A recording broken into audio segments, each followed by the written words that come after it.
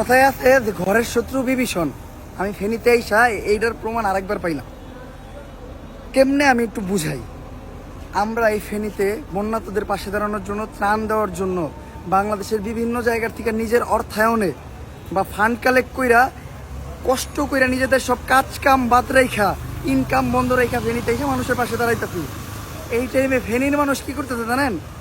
ফেনীতে একটা মোমবাতি 50 টাকা দাম, 5 টাকার মোমবাতি, 10 টাকার মোমবাতির দাম 60, 70, 80, 90, 100 পর্যন্ত। রিক্সা ভাড়া কত জানেন?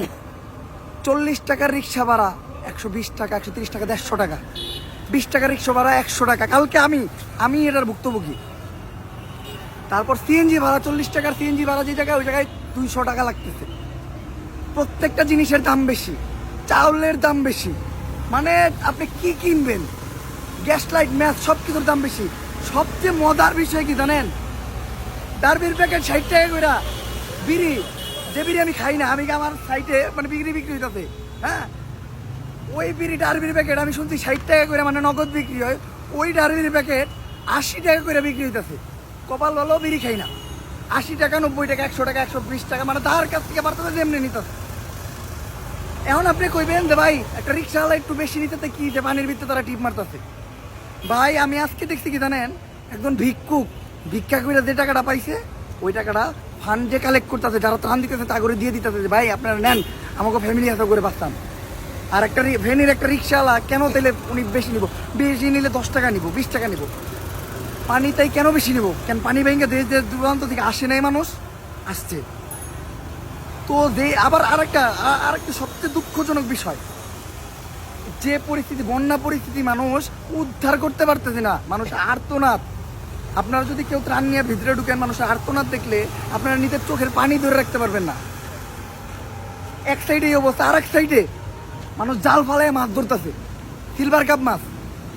আবার যখনই কেউ জাল ফালায় বড় কোনো মাছ পাইতেছে, সবাই মিলে হই হই হই হই হই। এগুলো কিন্তু বাইরের কোনো মানুষ না, এটা ফেনীর মানুষ। আর একটা কথা কই, সবচেয়ে দুঃখের বিষয় যেটা, এই সিচুয়েশনও ফেনীর, এই সিচুয়েশনও ফেনীতে ডাকাতি হইতেছে।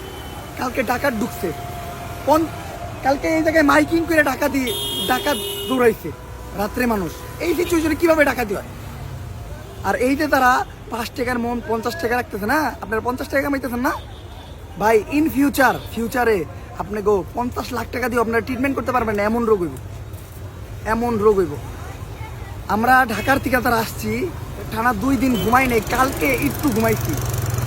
চিল্লাইতে গলা ভেঙে গেছে গা। একজন জ্বরে পইরা রয়েছে। আমাদের টিমমেটরা যারা আসছে, কিছু মানুষ অসুস্থ হয়ে ঢাকা চলে যেতেছে, এমন অসুস্থ। আর এইসব সিচুয়েশন আমাদের এগুলো ফেস করতে হবে।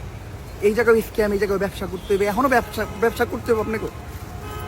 আপনারা চাউলের দাম বাড়াই দিতেছেন, সিগারেটের দামটা বলে বাড়াই দিচ্ছেন, আরো কত কিছু যে ভাই আমি হিসাব দিতে পারবো না। তো যারা ফেনীর মানুষ আছে তারা তো সবাই নেটওয়ার্ক আউট, ফেনীর মানুষ তো আমার এই ভিডিওটা পাইবো না। তারপরেও যারা পান, আপনারা সিন্ডিকেটটা ভাঙতে আমাকে সাহায্য করেন। হ্যাঁ, আপনারা এই সিন্ডিকেটটা ভাঙতে সাহায্য করেন। আর তারা ঢাকার থেকে আসতেছেন, সাধারণ স্টুডেন্ট, সমন্বয়ক বা প্রশাসনের লোক আছেন, দয়া করে হেল্প করেন, এগুলো সিন্ডিকেটগুলো ভাঙেন। আমি হুঁশিয়ার করতেছি, এরকম সিন্ডিকেট মানে আমি যতবার ফেস করতে কালকে খালি তারা উড়াই দিকে ছেড়ে দিয়েছিলাম। নেক্সট টাইম পাইলে কোনো জেলায় কোনো দুর্যোগের সময় পাইলে কোনো ছাড় দেওয়া হইব না, প্রকাশ্যে জনগণের মাঝখানে তাকে শাস্তি দেওয়া হইব, বইলা দিলাম।